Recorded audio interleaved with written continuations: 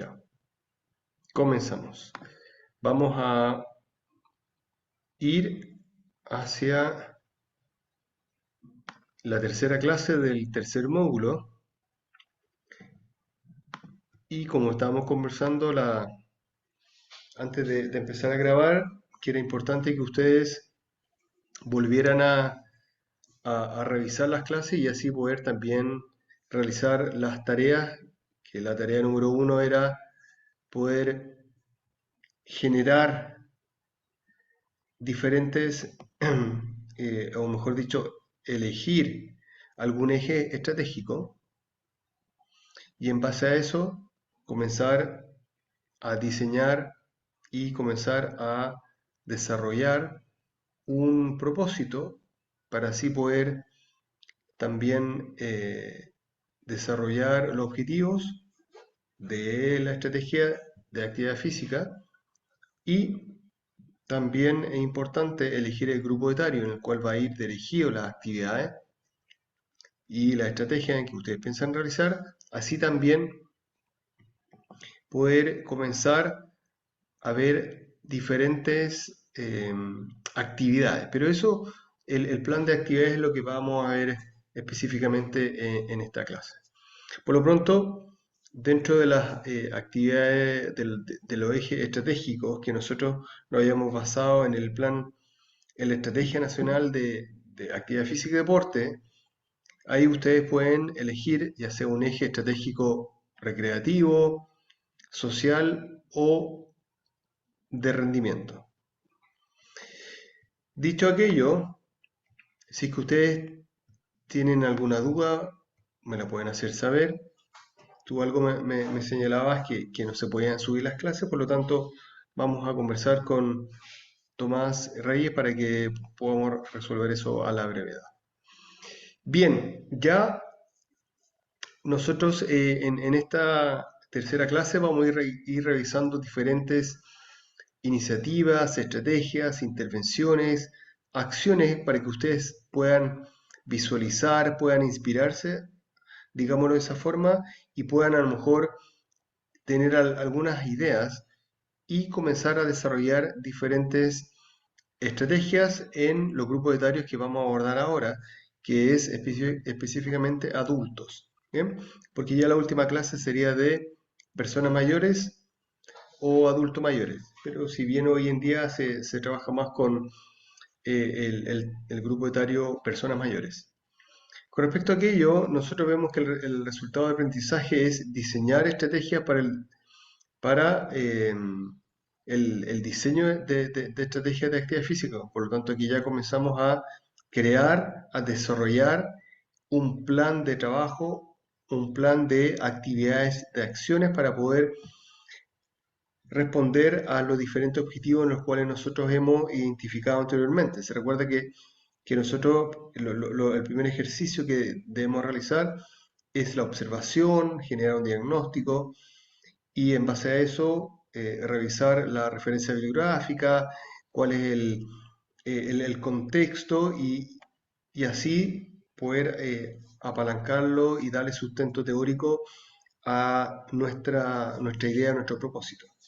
Bueno, dicho eso, siempre es importante dentro de esta contextualización que nosotros hablamos de lo que dice la evidencia científica con respecto a diferentes recomendaciones de la actividad física en la población adulta, aquí es importante señalar que la población adulta es donde se produce un descenso, una disminución significativa de la práctica físico-deportiva y un aumento del sedentarismo.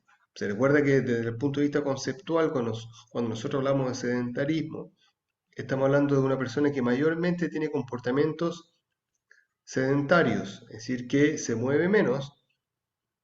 Y también, por otro lado, nosotros vemos que en esta población, este grupo etario, tiene altos porcentajes de inactividad física. Por lo tanto, no cumple con las recomendaciones mínimas de las organizaciones internacionales o nacionales.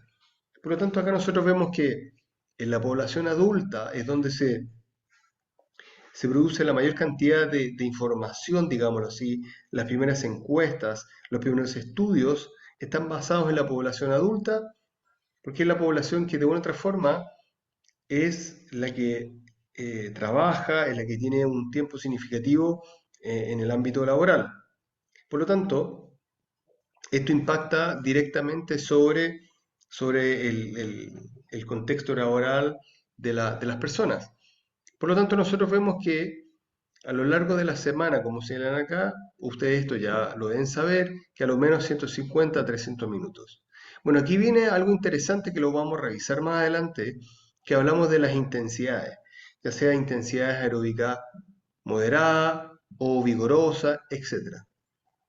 Por lo tanto, dentro de todas estas recomendaciones hoy en día se ha dado un énfasis y es importante subrayarlo, que también es importante agregar ejercicios de fortalecimiento muscular, porque esto reduce significativamente la sarcopenia y la dienapenia.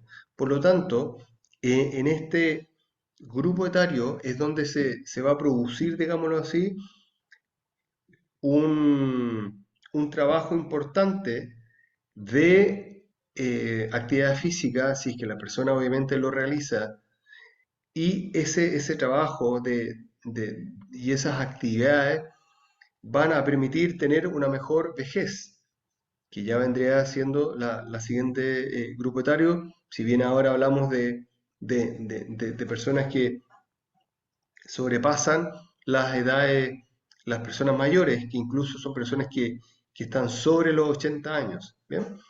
Sin embargo, es importante destacar que siempre hay que tener y hay que conocer y saber cuál es el contexto de las distintas recomendaciones con respecto al grupo etario en el cual vamos a trabajar. Y así nosotros vemos diferentes organizaciones que hablan de que hoy en día cada movimiento cuenta. Every move counts. Por lo tanto, ser activo obviamente tiene un beneficio para la salud. Y eso incurre diferentes posibilidades y actividades que nosotros podemos realizar. Y dentro de eso, acá señala que hay que limitar a lo más mínimo el tiempo sedentario, el tiempo de estar sedente, estar sentado, y así señala que hay que reemplazarlo por caminatas, hay que reemplazarlo por las recomendaciones mínimas, que son 150 minutos a la semana, y así sucesivamente también incorporar lo que hablábamos de 2 días a la semana de actividades que incorporen la fuerza. Bien, por lo tanto, aquí nosotros vemos que ya se habla de diferentes recomendaciones y dentro de eso está un concepto que es bien interesante que es el NEAT. ¿Se recuerdan? Que es el Non-Exercise Activity Thermogenesis. Y este NEAT es toda actividad física que no está programada, pero ayuda significativamente y ayuda a mantener y a sumar actividad física a las personas. Por lo tanto, el NEAT es todo un movimiento que no está estructurado como ejercicio propiamente tal, pero lo vamos realizando a diario. Y eso es una estrategia, digámoslo así, es básica que podemos incorporar en las conductas, en los comportamientos de las personas en el día a día. Así, las personas que tengan mascotas, que puedan obviamente pasear a sus mascotas de manera diario y también poder utilizar el teléfono para poder contar los pasos, para poder monitorear también su actividad física y poder a lo mejor eh, también eh, bajo diferentes aplicaciones poder también asesorarse, limpiar la casa, es decir, cualquier tipo de movimiento que nosotros realicemos que no esté dentro de la estructura de un ejercicio propiamente tal, va a ayudar justamente a reducir, ¿por qué no?, la composición corporal, a mejorar también la salud en general y sobre todo la cardiovascular y, como señala ahí, el NEAT también ayuda al estado de ánimo. Por lo tanto, como bien sabemos, la práctica físico-deportiva tiene un beneficio integral. Por lo tanto, dentro de algunos ejemplos que nosotros vamos a ver con respecto a este grupo etario, a esta estrategia de promoción de la actividad física, como les mencionaba, es importante que toda estrategia de actividad física, que nosotros debemos tener claro que es un plan, es un diseño de un plan que justamente fomenta la participación de manera regular de la actividad física con el objetivo de mejorar la salud y el bienestar integral de las personas. Por lo tanto, esta estrategia incorpora un sinnúmero de medidas, acciones y programas específicos. Y dentro de estas acciones y programas, ahí vamos a contar ya las actividades y aquí dentro de la estrategia nos estamos contando y nos estamos trabajando un análisis financiero, el costo que tiene eso, ya sea de los recursos humanos ni financieros, sino que solamente estamos generando un diseño propiamente tal de las actividades de actividad física. Por lo tanto, es importante señalar que una estrategia relacionada a la actividad física que trabajemos en la actividad física, generalmente se tiene que desarrollar basada en la evidencia científica, como hemos señalado anteriormente. Así también tener en cuenta las características del ser humano. Eso es muy importante.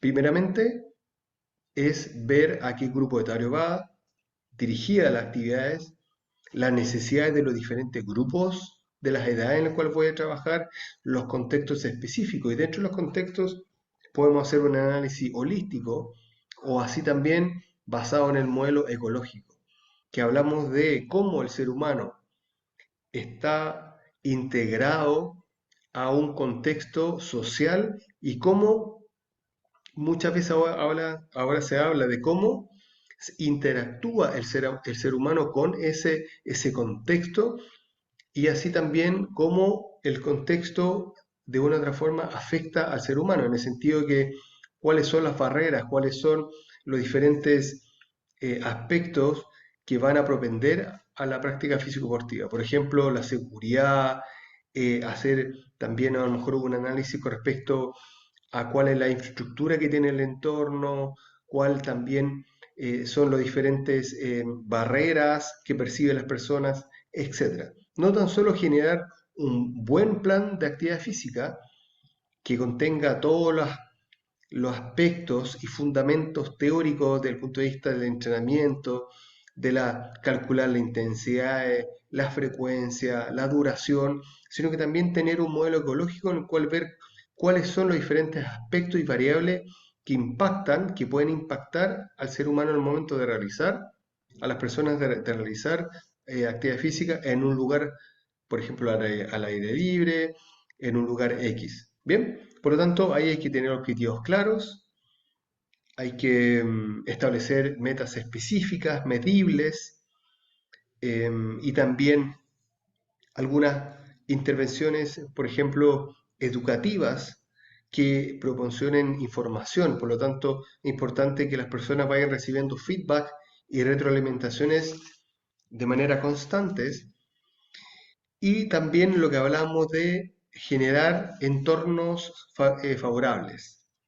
Y dentro de esa estrategia que son objetivos claros, intervenciones educativas, información, educación de los beneficios de la actividad física, también es importante dentro de la estrategia los entornos favorables. Y dentro de esos entornos favorables, que son crear entornos que faciliten la participación de la actividad física. Y dentro de eso, por ejemplo, están los entornos laborales, donde las personas de este grupo etario pertenecen mayor cantidad de tiempo en el trabajo, así como los jóvenes están mayormente en la universidad, si es que no está trabajando, está en la universidad, en el centro educativo, los adultos que no están estudiando están en un trabajo. Por lo tanto, se ha desarrollado un plan nacional para el desarrollo de la actividad física y el deporte en el ámbito laboral. justamente para crear entornos favorables. Y justamente la idea de aquello es, señala acá, por ejemplo, sentados y sedentarios, necesidad de entender y controlar el impacto en la salud de los trabajadores. Este fue un trabajo, un plan que se presentó el año 2021 que ha quedado, bueno, no ha visto todavía la luz. Sin embargo, tuve la posibilidad de trabajar en este plan y señalaba cosas bien interesantes, así como pausas en el trabajo con consideraciones conceptuales. Y estas pausas en el trabajo, si bien tú lo más probable que ya las has escuchado, que habla de estas pausas laborales que corresponden a esta interrupción de las actividades laborales, que en un minuto dado se interrumpe la actividad justamente para generar un descanso o una actividad específica compensatoria. Bien, y estas pausas laborales, según este plan nacional, señala que existen estructuradas y no estructuradas. Dentro de la no estructurada, señalan que no son parte de la organización del trabajo y no tienen ningún propósito definido, es decir, surgen de manera espontánea y las mismas personas van generando a lo mejor ese espacio de descanso o de alguna actividad específica. No está dentro de una actividad de manera sistemática, no está dentro de un plan, digámoslo así, del trabajo. Se pueden dar por varios fenómenos, por alteraciones del proceso productivo, fallas de mantención, etcétera. Como señala ahí, normalmente no son suficientes para un adecuado descanso fisiológico porque son intermitentes, no son sistemáticas. Bien, y hablamos de las pausas laborales que son estructuradas, que ahí es donde nosotros debiésemos trabajar, si bien los lugares que no tengan pausas laborales no estructuradas, ahí también es una oportunidad para poder generar en la organización del trabajo una pausa, un momento que tenga un propósito definido, que tenga objetivos, actividades, etcétera, que justamente esto incluye pausas para descansar de la exigencia del trabajo o para activar estructuras subdemandadas. ¿Ven? Muchas veces hoy en día estamos muy sentados, por lo tanto se realizan actividades compensatorias, justamente para que la persona se pueda reactivar, pueda tener un momento de esparcimiento. Entonces, ahí se generan actividades compensatorias a nivel muscular, a nivel coordinativo, o mejor dicho, de flexibilidad y también, ¿por qué no?, algunas actividades que tengan que ver con el bienestar, sobre todo desde el punto de vista eh, psicológico, digámoslo así, de cuál es el efecto que tiene estar muchas horas frente al computador, estar sentado, etcétera, generando, realizando actividades repetitivas. Por lo tanto, estas pausas justamente permiten romper ya esa rutina, digámoslo así, y genera beneficios físicos como mentales. Por lo tanto, importante que estas pausas laborales estructuradas justamente tengan un propósito para así poder ir monitoreando y a lo mejor más adelante ir valorando, evaluando, midiendo cuáles son los distintos resultados. ¿Bien? No sé si ustedes han tenido alguna experiencia con respecto a las pausas laborales, si ustedes en su trabajo o ustedes mismos han implementado estas pausas laborales, Yo no, profe. ¿no? No. ¿Y tú, Camilo? Hola, Camilo, ¿cómo estás? Hola, hola, los dos, buenas tardes. Bueno, me vengo incorporando recién. Solamente conozco las pausas de actividad física, pero en niños, lo que estudiamos en el observatorio, las pausas activas, implementarlas en el colegio, en el ámbito escolar, pero en el ámbito laboral no las he realizado y tampoco he tenido que monitorearlas desde mi parte, así como profe, tampoco me ha tocado. He visto sí varios colegas que realizan intervenciones de pausas activas en labores, por ejemplo, en el área de la salud. Tengo compañeras, por ejemplo, o ex compañeras que como que son como TENS, si que no me equivoco. Entonces como que hacen pausa activa en las horas de que están en urgencia o cosas así. Pero no Claro. sé si será una propuesta directamente desde el gobierno, así como sale acá, que al parecer esta es una propuesta oficial, o si Claro, es que lo hará claro. porque nace desde su corazón docente ser, hacer esa pausa activa. Es que justamente estábamos hablando del Plan Nacional para el Desarrollo de la Actividad Física y el deporte en el ámbito laboral. Por lo tanto, si bien hay diferentes estrategias, como está la estrategia de educación superior promotora de la salud, también está la estrategia de el lugar de trabajo promotor de la salud. Y esa estrategia están en el Ministerio de Salud y nosotros acá en la universidad hemos implementado algunas de estas estrategias en las cuales he tenido la posibilidad de trabajar.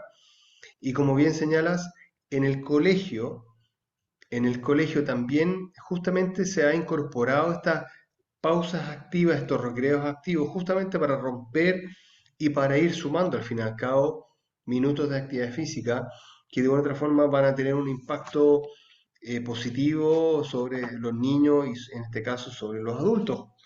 Por lo tanto, dentro de las distintas posibilidades que nosotros tenemos, tuve la posibilidad de observar, como les mencionaba, que es una primera herramienta, una primera posibilidad para ver cuáles son los distintos problemas que nosotros vemos, que es la valoración del nivel de actividad física y su relación con los factores de riesgo cardiovasculares en una población de carteros. Esto es un estudio que ya tiene bastante tiempo, pero sin embargo, hoy en día cobra mayor relevancia porque por allá, en el año 2007, en el contexto de una tesis de magíster, yo siempre veía a, a los carteros que entregaban las cartas, obviamente, en la casa de mis papás, eran obesos. Entonces yo decía, pero ¿cómo? Si estas personas caminan todo el día. Bueno, fui a preguntar, para hacer el cuento corto, a Correo de Chile y no había ningún estudio en el cual se valoraba, se medía el nivel de actividad física y justamente cuál era la relación con los factores cardiovasculares. Por lo tanto, es bien interesante poder ver cómo la actividad física tiene un impacto positivo y significativo sobre diferentes eh, aspectos y variables, ¿ya? Con respecto a la capacidad cardiorrespiratoria o también cuando vemos algunos niveles del perfil lipídico. Pero bueno, aquí en esta época, pues estamos hablando por el 2007, ya se hablaba de un modelo, de un paradigma que está, eso ya no corre, el de los 10.000 pasos, ¿ya? Que después lo vamos a discutir.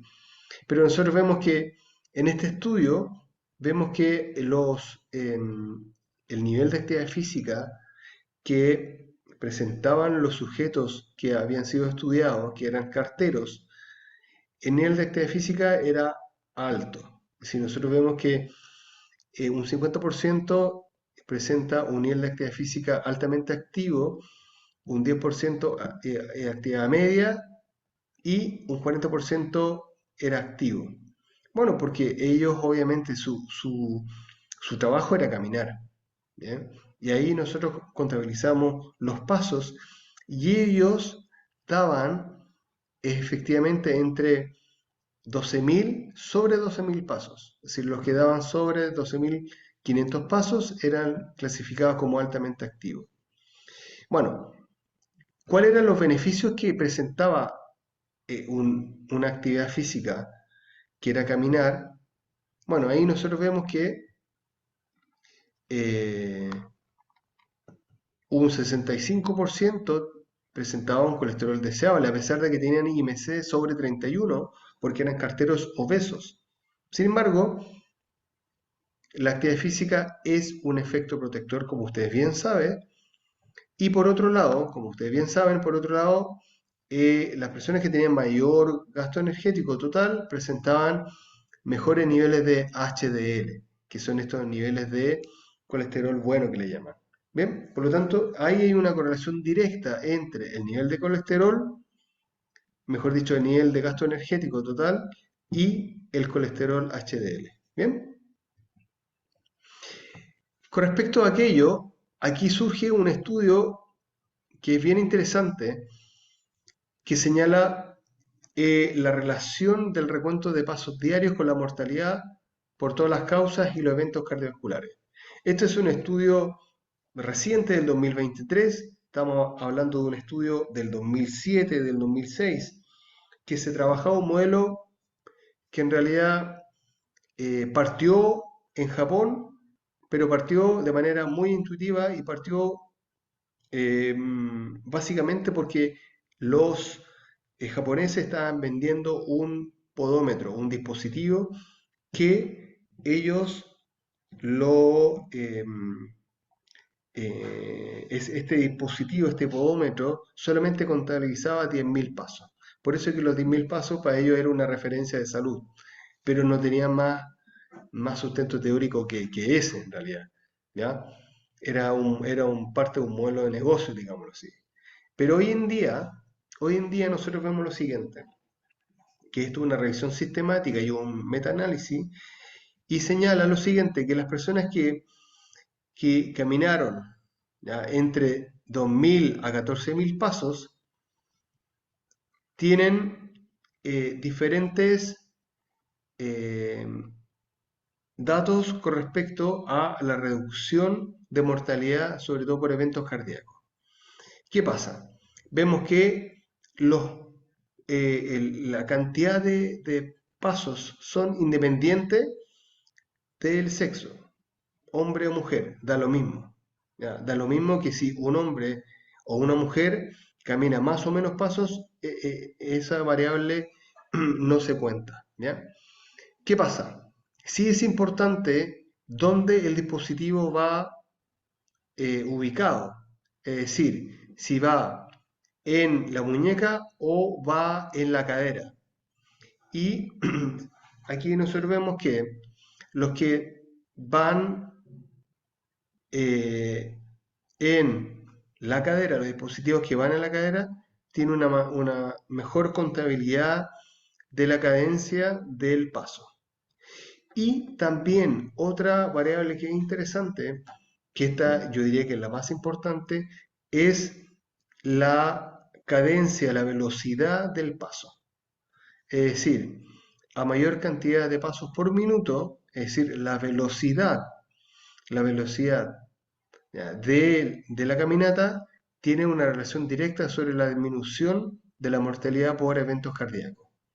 Bien, entonces, aquí nosotros vemos que si bien el mínimo de pasos para tener un efecto protector a nivel global, ahí hablan de 2.500 pasos, que cuando nosotros vemos este cuadro de color rojo, dice mínimo dose, que es como la dosis mínima, ahí ellos hablan de 2.500 pasos. Entonces ya una persona con 2.500 pasos ya tiene un beneficio, un beneficio de disminuir la mortalidad a nivel general. Y obviamente la dosis óptima de pasos es de 8.763. Claro, si tú aumentas y caminas sobre 16.000 pasos, tienes mayor ganancia, obviamente, de reducir la mortalidad. Pero ya caminando 2.500 pasos, hay una, eh, una reducción significativa de la mortalidad. Y así vemos con eventos específicos cardiovasculares también. El cuadro que está de azul o celeste, vemos que la dosis mínima para ya reducir cualquier mortalidad por eventos cardíacos vendría siendo 2.735 pasos. ¿Bien? Por lo tanto, ya caminando 3.000 pasos, por decir así, usted ya tiene un efecto protector. ¿Bien? Claro, si usted camina sobre 16.000 pasos, obviamente va a incrementar eso. Por lo tanto, ya este modelo de los 10.000 pasos como que no corre tanto. ¿Bien? Ahora, Con respecto a diferentes estrategias que se han estudiado, digamos, diferentes acciones, ya estamos hablando de la caminata, hablando también de algunos estudios que han comparado, por ejemplo, la eficacia del entrenamiento con ejercicios aeróbicos por la mañana o versus las personas que realizan ejercicio aeróbico en la tarde. Por lo tanto, esto es interesante porque hablamos de al momento de diseñar una estrategia, de crear un plan de acción, nosotros debemos tener en cuenta un sinnúmero de variables, no tan solo variables de entrenamiento, sino que también variables, por ejemplo, si vamos a realizar esta estrategia en la mañana o en la tarde. Bueno, este estudio justamente habla de cuáles son los componentes que reducen el síndrome metabólico en personas que se entrenan en la mañana y en la tarde. ¿Qué creen ustedes lo que pasó? Que las personas que entrenaban en la mañana, por ejemplo, de 8 a 9 horas, este es un entrenamiento que se realizó durante 16 semanas. Y otro grupo entrenaba entre las 4 y 5 de la tarde. ¿Bien? Ejercicios aeróbicos. Y se pudo ver cuáles eran diferentes variables y el efecto de ellas. Por ejemplo, cuál era el efecto que tenía sobre todo sobre los síndromes metabólicos. ¿Bien? Que el síndrome metabólico, como ustedes ven ahí, ven en el dibujo, que son las personas que tienen un perímetro de cintura elevado, tienen altos triglicéridos, alta presión arterial, alta porcentaje, concentración de glucosa en sangre y bajo porcentaje de HDL. Por lo tanto, se pudo ver que las personas que entrenaban en la mañana, en la mañana, eran los que tenían mejores beneficios para disminuir el síndrome metabólico. ¿Bien? Por lo tanto, el efecto del horario en la promoción de la salud es un área que ha ganado interés en los últimos años. ¿Bien? Sin embargo, son escasos los estudios de control aleatorio a gran escala. Vemos por otro lado que el ejercicio aeróbico supervisado durante 16 semanas, un grupo en la mañana y otro en la tarde, sin restricción dietética, no se controlaba la variable de nutrición, mejoró la condición cardiorrespiratoria y metabólica, la composición corporal, la presión arterial media en comparación con un grupo de control sin ejercicio. Y aquí viene lo interesante. Sin embargo, entrenar por la mañana, sin cambios en la dosis o intensidad del ejercicio, redujo aún más la presión arterial sistólica y la resistencia a la insulina en comparación con el entrenamiento por la tarde. Por lo tanto, el entrenamiento de ejercicio aeróbico de alta intensidad por la mañana podría ser más eficaz para mejorar la salud de las personas con síndrome metabólico. ¿Bien? Por lo tanto, aquí es importante también, hablamos de este modelo ecológico que incorpora diferentes variables de a qué hora voy a realizar la actividad, en qué contexto voy a realizar la actividad, etcétera. ¿Bien? Bueno, aquí hay un estudio también, un trabajo bien interesante que se realizó con estudiantes, ¿ya? Y se pudo ver acá la doctora Sánchez López de la Universidad de Castilla de la Mancha, hizo un estudio sobre el primer año de universidad, porque estos son adultos, algunos están estudiando y otros están trabajando. Entonces, los estudiantes universitarios de primer año justamente encuentran que en esta etapa hay un cambio significativo, un cambio radical de todo su estilo de vida. ¿Bien? Es decir, el paso de la universidad se ha asociado con el incremento de las actividades sedentarias. Si ya un niño joven en el colegio no realizaba actividad física, aquí menos, porque la carga académica no lo permite. Disminución de la actividad física, falta de sueño e incremento de bebidas alcohólicas, mala calidad de la dieta. Entonces aquí se incorporan diferentes variables que afectan de manera negativa y tienen un efecto deleterio sobre la salud de los jóvenes, adultos.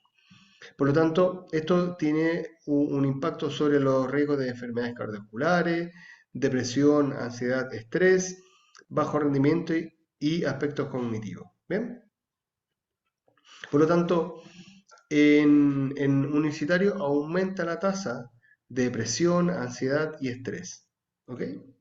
Por lo tanto, realizar estrategias en este grupo etario que está en la universidad es primordial. Y aquí nosotros vemos que hay una acción que es bien interesante, que ya la conversamos, que es el NEAT, que son estas en propender a cualquier actividad física que no sea estructurada, pero que justamente supone un gasto extra, ¿ya? De un gasto energético que puede tener alguna incidencia sobre el peso corporal y obviamente favorece aumentar los niveles de actividad física. Por lo tanto, el NEAT, el Non-Exercise Activity Thermogenesis, no está asociada al ejercicio físico propiamente tal, porque no es un ejercicio, una actividad física estructurada, sino que es algo que se realiza en el día a día. Pero eso también hay que intencionarlo, porque hay gente que no camina, hay gente que no sube la escalera, hay gente que no le gusta estar de pie, que está sentada todo el rato. Por lo tanto, ahí hay un tema bien interesante que es, fomentar las actividades NEAT. ¿Bien? Y con respecto a aquello, nosotros vemos que introducir el NEAT en el ámbito universitario, es decir, cambiar de estar sentado por estar de pie, en las aulas también tiene un efecto. Por lo tanto, hay diferentes trabajos, diferentes universidades que han modificado en cierta medida su pupitre, su, eh, su escritorio, digámoslo así, para también fomentar la actividad física, porque podría contrarrestar potencialmente los efectos nocivos del sedentarismo. ¿Bien? Y también nosotros vemos que los beneficios de estar de pie frente a estar sentado van más allá de sus efectos sobre el gasto energético y la prevención de la obesidad. Además, podría contribuir a aumentar la tensión en las clases y reducir la inequidad, el aburrimiento, la fatiga durante las clases. Por lo tanto, otros estudios señalan que la eficacia de realizar pausas de pie, es decir, ya estamos viendo las pausas activas en los colegios, recreo activo, las pausas laborales. Entonces también los estudiantes que pasamos mucho rato sentados, bueno, pónganse de pie, trabajen de pie, realicen algún tipo de actividad que rompa un poco esa conducta sedentaria. Mejora el bienestar físico y psicológico. ¿Bien? Por lo tanto, vemos que esta intervención de actividad física compleja tuvo tres fases. Dentro de eso, primero se vio un pilotaje de adaptaciones y validaciones de la herramienta y dispositivo, que eso también a ustedes, dentro de su diseño de la estrategia, cuando ya lo estén llevando a cabo de manera más compleja, siempre uno va haciendo una armonización, va haciendo, qué sé yo, una adaptación de las distintas actividades. Entonces uno por ensayo-error, por una encuesta, por preguntas, por cuál es el efecto que ustedes pueden ver, van a ir modificando sus actividades hasta llegar a la versión final, digámoslo así. Primero está el piloto, después ya la versión final. Entonces, como señala acá, se hace una revisión de cuáles son los estudios, la evidencia científica que va a respaldar sus actividades, cuáles son las barreras y los facilitadores. También es importante hacer una especie de análisis FODA, ¿por qué no? ¿Ya? También se hizo acá estudios cualitativos, esto es un más contexto de investigación, pero de una forma lo importante es que estos ensayos clínicos, que fue la fase 2 donde ya se comenzó a trabajar con las personas propiamente tal, entonces había un grupo que hacía su vida normal, otro grupo hacía un trabajo de pie, otro hacía un trabajo que ha sido de incremento o que fomentaba la caminata a través del celular. Ahí se hacían diferentes trabajos y otros que hacían un trabajo de pie y también un trabajo con eh, estímulo de la caminata a través del celular. Bueno, se pudo ver que los beneficios esperables del proyecto es que justamente sea una estrategia práctica y de bajo costo, que eso es algo muy interesante. Entonces ya se habla de una estrategia, ¿ven? De un plan de trabajo que incorpora diferentes actividades, ¿ya? Y que tiene un bajo costo para dar a los estudiantes universitarios las oportunidades adicionales para aumentar los niveles de actividad física y romper con la conducta sedentaria. Que eso ojalá tenga un efecto positivo sobre la salud física y mental. ¿Bien?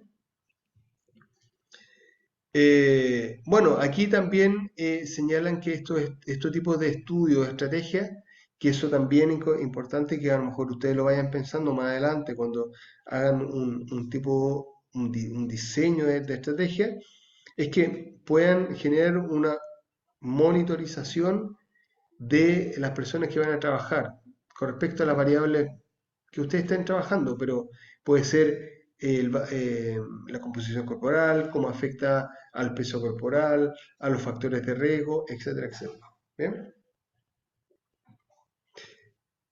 Bueno, aquí hay un estudio bien interesante que yo se lo mencioné a lo mejor la clase pasada, la clase 2, pero ahora ya lo vamos a ver con detención, que es un trabajo que está calentito, está el año 2024, que salió hace un par de semanas, que es de la American College Sport Medicine, que justamente habla de la actividad física, exceso de peso y adiposidad en adultos.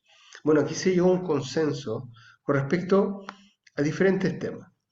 Bueno, el artículo lo pueden leer, lo pueden revisar con mayor detalle, pero aquí justamente habla de implementar estrategias de actividad física, deben incluir las variables tales como el sexo, el género, habría que a lo mejor incorporar el grupo etario, la raza, la etnia, el nivel socioeconómico. Entonces ahí hay un modelo ecológico, ¿bien? Que ya no tan solo toma el programa en sí, sino que también aborda otras variables. ¿Bien? Importante también señalar que dentro de las conclusiones de esta comunicación especial que se realizó en esta revista científica es que el entrenamiento en intervalos de alta intensidad, que le gusta mucho al profe Tomás Reyes, que lo hace en los ejercicios, en las actividades en escolares, de ejercicio de alta intensidad, no parece ser superior a la actividad física moderada a vigorosa. ¿Bien? Entonces, por un lado, algunos dicen, oye, es bueno hacer ejercicio de alta intensidad, pero otros dicen, bueno, pero también hacer actividad física moderada a vigorosa también tiene un efecto sobre la regulación del peso corporal y la actividad física leve, que interesante, también puede ser un enfoque alternativo siempre que suponga un gasto de energía suficiente. Ya, es decir, que eso habría que verlo desde el punto de vista individual, pero obviamente la actividad física leve que aumente el umbral de energía, de gasto energético, va a tener un beneficio. ¿Bien? Por otro lado, la evidencia no respalda que un único modo de actividad física, ya sea altamente vigorosa, moderada o leve, sea superior a otros modos para la prevención del aumento o pérdida de peso. Es decir, algún único modo, no que solamente los ejercicios aeróbicos, no que los ejercicios aeróbicos, no que salir a caminar, no que... Bueno, lo importante es que todo ejercicio, toda actividad física tiene un efecto protector. Por lo tanto, señala que para obtener beneficios holísticos para la salud, más allá de los efectos sobre el peso corporal y la adiposidad, se debe recomendar la actividad física multimodal. Es decir, ya vemos que los ejercicios combinados o la actividad física combinada, que sea ejercicios de alta intensidad, a lo mejor actividad física moderada, actividad física estructurada, no estructurada, ¿sí? Eso obviamente también va a tener un efecto por sobre solamente realizar ejercicio aeróbico. ¿Bien? Hacer ejercicio aeróbico, no anaeróbico, o anaeróbico mejor dicho, eso va a tener un mejor beneficio. ¿Bien? Así que eso es interesante mencionar. No sé si alguien quiere mencionar algo, quiere compartir algo. A mí me gustaría compartir algo, profe. Cuénteme. ¿Podría subir eso sí? Mira, claro, aquí claro, lo que apunta la revisión es que efectivamente, igual ya se venía hace años como estableciendo esto de que entre la actividad física de alta intensidad o el entrenamiento de intervalo más que la actividad física de alta intensidad, no tenía tanta diferencia en cuanto a la actividad física moderada vigorosa, pero por lo que he leído, en el aspecto como de cuando hablamos de exceso de adiposidad y de exceso de peso corporal, como que esa variable tiene relación. Pero cuando lo llevamos a la escuela e intentamos implementar actividades que tengan un componente de intensidad, lo que apunta a la evidencia es que si tiene una intensidad de alta intensidad, se busca que esos beneficios recaigan en la cognición. Entonces, ¿qué pasa? Si no logramos esa alta intensidad en la escuela, a lo mejor no conseguimos esos beneficios a nivel cognitivo. Y eso, o sea, eso es lo que se está estudiando en verdad. Es como lo que hoy por hoy se busca es que esa alta intensidad logre esos beneficios a nivel cognitivo en la escuela, porque claro, ¿qué pasa? Que vamos con nuestros proyectos fantásticos, según nosotros, de educación física o de modelos de actividad física, pero para los profes en verdad no son atractivos si no les sirven en sus clases. Pero claro, ¿qué es lo que se está buscando? Es que a través de la alta intensidad se establezcan claramente esos beneficios en la cognición, atención selectiva, memoria. Entonces, claro, a lo mejor en cuanto a las variables de peso y por decirlo así como de salud física, puede que no haya diferencia, pero cuando nos vamos más como a la labor cognitiva, creo que sí debería enfocarse un poco en la intensidad. No sé si será tan así. ¿Qué opinará usted? ¿Qué considera usted? Y bueno, que yo estoy recién ahí aprendiendo en todo caso. Es que interesante la reflexión y eso nos da a pensar que todavía el cuerpo humano sigue siendo un misterio, en el sentido que todavía no hemos ajustado, como tú bien señalaste, las intensidades, si la alta intensidad tiene un mejor beneficio para el rendimiento cognitivo, etcétera. Por lo tanto, ahí yo insisto que es importante que ustedes, al momento de generar esta estrategia, estos diseños de estrategia, incorporen y respeten de manera irrestricta el principio de individualidad. Porque el mismo estímulo no va a tener un efecto sobre una o sobre un grupo de personas. Es decir, cada persona tiene una respuesta diferente bajo el mismo estímulo. Por lo tanto, eso es lo primero y eso es lo que hay que tratar de ajustar. ¿Bien? Con respecto a aquello, vamos a seguir avanzando y vemos algunas estrategias que yo ya le había adelantado. Por ejemplo, las estrategias que están en el Ministerio de Salud, si ustedes las quieren implementar en el ámbito laboral, etcétera, perfectamente después ustedes pueden generar un sistema de reconocimiento en el ámbito laboral. ¿Ya? Por ejemplo, en la universidad, en el ámbito universitario, está el sistema de reconocimiento de las instituciones de educación superior promotoras de la salud. Y justamente toma cuatro áreas: gestión institucional, comunicación y participación, entorno saludable y estilos de vida. Y dentro de, qué sé yo, estilo de vida, está la actividad física. ¿Ven? Y aquí, dentro de esta autoevaluación, digámoslo así, de las instituciones de educación superior para ser promotoras de la salud, tienen que incorporar todos estos componentes que están ahí mencionados. Pero acá lo importante es señalar que esta estrategia que vemos aquí, que está el programa de promoción de la salud del Ministerio de Salud, y se habla ya en 2013 de las orientaciones técnicas justamente de la estrategia, de este plan de acción, plan de actividades, que busca que las instituciones de educación superior sean promotoras de la salud. Esta estrategia también está en el ámbito escolar y en el ámbito laboral. Entonces aquí se genera una guía y dentro de eso, acá justamente nosotros vemos que ya están diferentes documentos que van consolidando la estrategia. Bueno, la Universidad de Playa Ancha es una de las primeras universidades en ser reconocida como institución superior promotora de la salud. Es decir, nosotros hace un par de años, tras un arduo que fueron varios años, logramos que fuera la primera institución a nivel nacional que fuera acreditada y fuera reconocida como una institución de educación superior promotora de la salud, de acuerdo a esta estrategia. De acuerdo a esta estrategia del Ministerio de Salud, por lo tanto esto es como una acreditación. Entonces es acreditada con vigencia hasta el 2026. Bien, por lo tanto vemos que esta ceremonia que se lleva a cabo, vemos que genera una base para poder implementar y desarrollar también la política.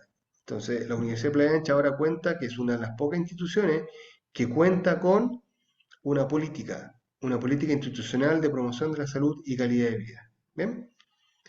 Por lo tanto, ahí trabajó Paloma Gómez, trabajó Fabiola Pirugrón y quien les habla.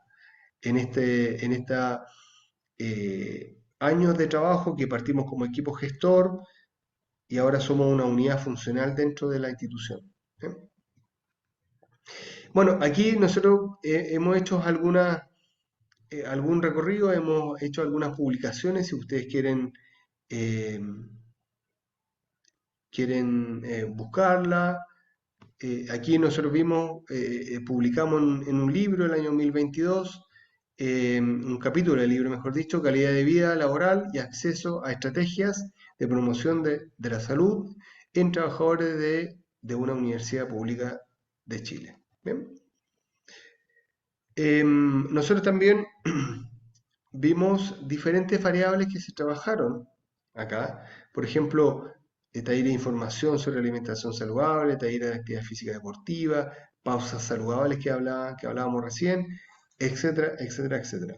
Por lo tanto, la estrategia, como hablábamos, debe tomar diferentes dimensiones, diferentes variables, ¿eh?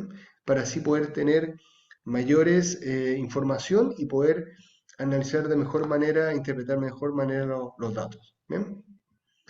Dentro de eso, a modo resumen, vemos que la estrategia y acciones que promueven comportamientos saludables en las dependencias de la institución, en este caso la Universidad de Playa Ancha, destaca que alrededor del 50% considera que siempre eh, tiene acceso a talleres de actividad física y deportivas y ambiente libre de humo. Por lo tanto, la importancia que le dan a la actividad física y a los deportes, y sobre todo a tener ambiente libre de humo, es muy importante que eso considera un 50% de las personas encuestadas.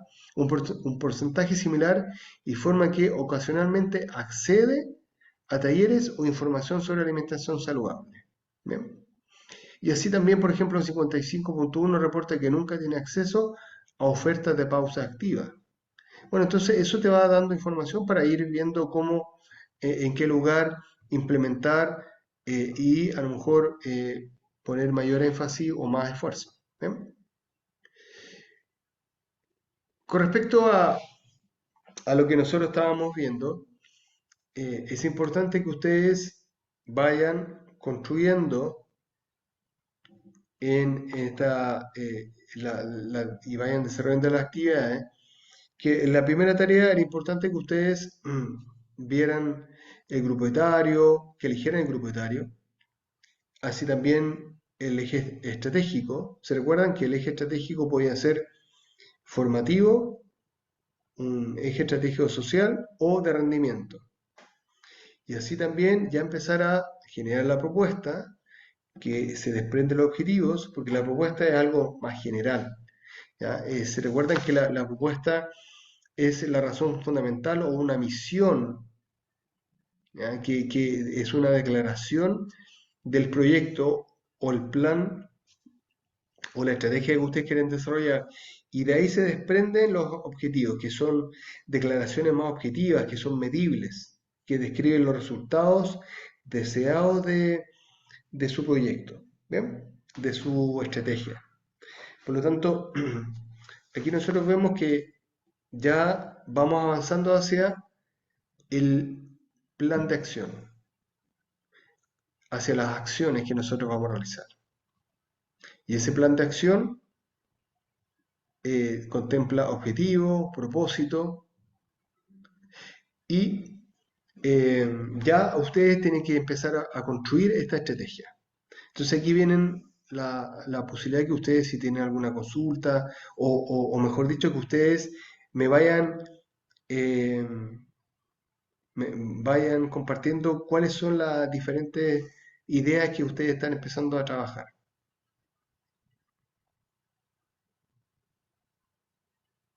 Profe, yo la que le conté la semana pasada, esa ¿Ya? era como mi idea.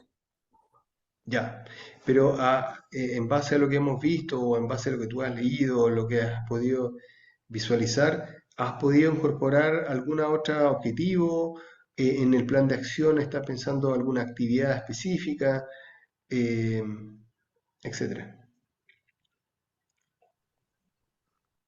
Valentina, ¿estás pensando incorporar algo nuevo?